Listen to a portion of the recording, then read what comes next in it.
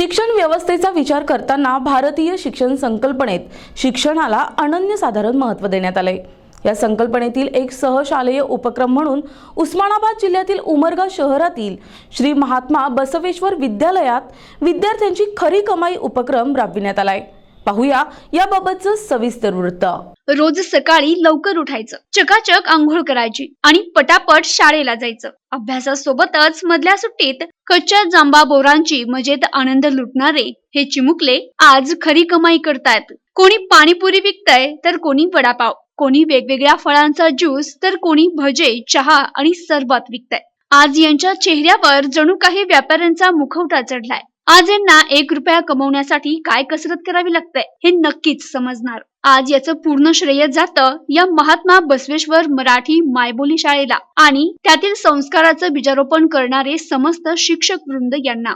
विद्यार्थ्यांना विद्यार्थी दशेतच श्रमाचं महत्त्व कळावं, विक्री कौशल्याची ओळख व्हावी या उद्देशानं शाळांमध्ये खरी कमाईची संकल्पना राबवली जाणं ही महत्त्वाची बाब आहे असं म्हणायला काहीच हरकत नाही। स्काउट गाईड नामक एक सामाजिक चळवळ गेल्या अनेक वर्षांपासून नानाविध सामाजिक उपक्रम राबवत आणि भारतीय संस्कृतीचा विद्यार्थ्यांमध्ये अबाधित ठेवा ठेवण्यात या शाळेचा महत्त्वाचा वाटा आहे।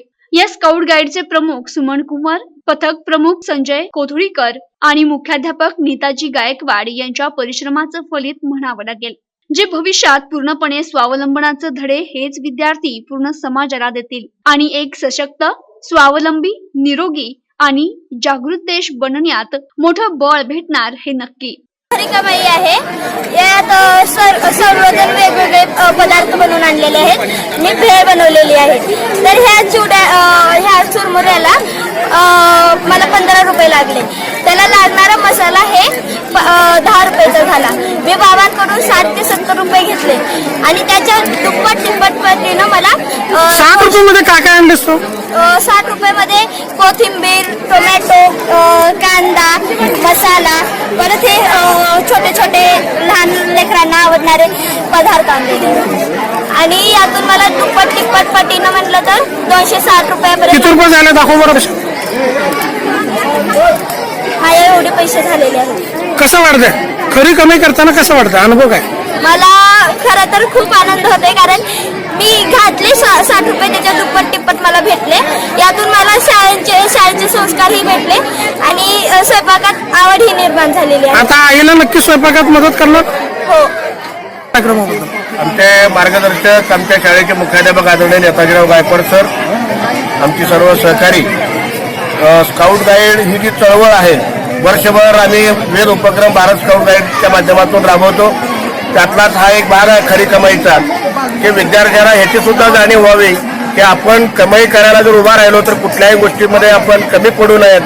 म्हणजे शालेय शिक्षणाबरोबर ही सवय सुद्धा, सामाजिक बांधिलकी सुद्धा विद्यार्थ्यांमध्ये निर्माण व्हावी या हेतूने आम्ही या खरी कमाईचं नियोजन करतो।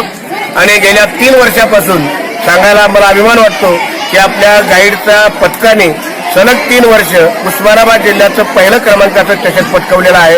एवढा सुंदर उपक्रम महात्मा बसवेश्वर विद्यालयाच्या वतीनं राबवला जातो। यामध्ये माझ्या सहकारी भगिनी कुंवर मॅडम ह्या गाईड पथक प्रमुख म्हणून काम करतात।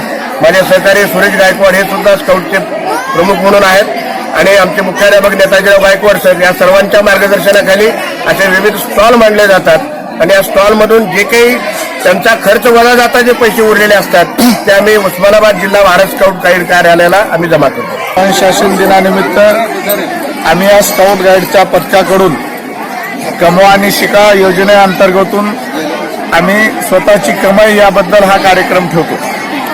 या कार्यक्रम ठेवण्याचा उद्देश म्हणजे फक्त पैसे कमवा आणि शिका असंच नाही, स्वकमाईच नाही, तर विद्यार्थ्यांना त्यांच्या भावी जीवनामध्ये व्यावसायिकतेचे धडे मिळावेत, की स्वतः यामधून एखादी कुटीर उद्योजक देखील तयार होऊ शकतो। आणि जे या सर्व स्टॉलवर आता विद्यार्थ्यांनी सर्व जे पदार्थ, खाद्यपदार्थ तयार केलेले आहेत त्याच्यामधलं रेडीमेड काही नाही, त्याने स्वतःहून तयार केलेले आहेत। आता हे माझ्या हातामध्ये डिश आहे, ही भेळ आहे। त्या भेळमध्ये सर्व प्रकारचे त्याने कांदे, शेव वगैरे, हा शेव देखील त्यांनी घरी तयार केलेला आहे। ही कांद्याची पात आहे, लिंबू आहे, सर्व आहे। हे स्वतः तयार करून याची जी चव आहे हे खूप रुचकर आहे। आज सध्या जे आपण स्टॉलवर बाहेर आपण किंवा फास्ट फूड स्टॉलवर जे मिळतो त्यापेक्षा देखील कितीतर सुंदर पद्धतीनं रुचकर अशी चव आमच्या विद्यार्थ्यांनी केलेलं आहे. म्हणून याचा खराच मला आमच्या विद्यार्थ्याचा देखील अभिमान वाटतो.